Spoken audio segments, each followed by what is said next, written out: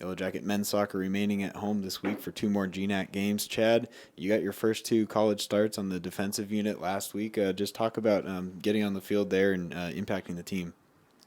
Well, it's really nice to get on the field. It's been a lot of hard work, especially because our practices are very competitive. So being on the field is really an honor, especially playing alongside the players that we have. What were some of your expectations going into those games that you were starting at outside back? You hadn't played a college game yet, and you ended up playing the entire match, both matches. Talk about that. I expected a lot. I expected the players to be fast, which they were, and for it to be really intense. But the team made it really easy because everyone's kind of calm on the field in a good way, but also intense in the fact that everyone's giving their 100% on the field, and even the bench, everyone's just really pumping you up. So it made it a lot easier. And you're a new player in the program this year. About what the transition has been like overall to the college game, and maybe a couple players that you've really leaned on to look up to. The transition was somewhat hard, but the team made it really easy again.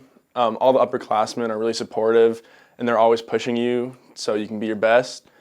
And a lot of the players like Reese and Garrett really have made a big impact on me, especially Garrett because he's from back home where I am. So watching him play outside back, I've learned a lot from him and all of his experience. And what are your thoughts of GNAC play so far? This was your first taste of it in your first year in the league. I really like it. It's intense and a lot of fun. You definitely have to give it your all because if you don't, then you're going to be falling behind. And this week you have two more conference games, teams that the team has played already once this year, Concordia and Seattle Pacific. What are your expectations for this week? They're both going to be really intense games, but I'm sure we'll pull through, especially coming off the game we just played. I think kind of our momentum's going, even though unfortunately the PK was called against us. I think our team has a lot of passion and that we'll have a really good game. I think overall that we had a pretty good performance. First half obviously wasn't up to par, a little bit of mistakes that we made, but I think that the second half was very good. We came together as one, as Coach had mentioned to us at halftime that we need to in order to perform like we did. I think it showed a lot of heart from all of our players, from players that were on the field, the coaching staff, and also a lot of support from the players on the bench. So I think overall it was good, and I think that we need to keep that level at all times.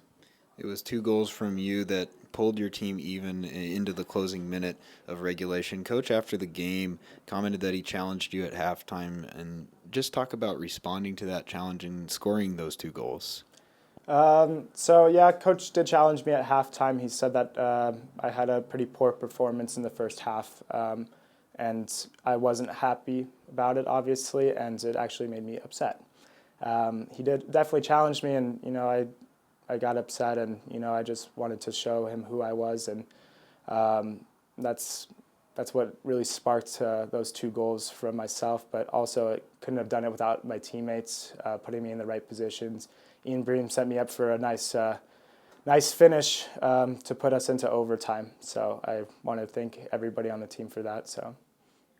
When you're a forward and you score a goal like that, there's 52 seconds left in regulation, looking like it may not go your way, but like you mentioned, the pass comes in from Ian and you hit the net. What's going through your mind as your teammates start celebrating? Through my mind as that happens, it's just one of the best feelings that you can ever experience is to be able to be on top and also have all that momentum. The teammates were very supportive, and you could see the reaction after that goal happened. And I think it was brilliant from everybody, and really enjoyable. Now you have two teams coming in that you've already played against in the GNAC, Concordia and Seattle Pacific. You drew both of them on the road. Feel like perhaps you maybe outplayed them and outshot Seattle Pacific certainly in that road game. What is your game plan? What are your thoughts facing these teams a second time?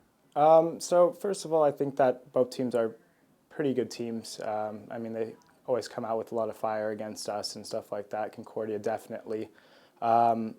We didn't play up to par our first game. We started a little lethargic, and I think this time is going to be different, especially after this past performance. Seattle Pacific is a decent team as well, and I think that we should get the 6 points this week, and that's what we're hoping for. Great win for us against Western Washington. We know that those games are always very hard fought. I thought that we played especially well in the first half.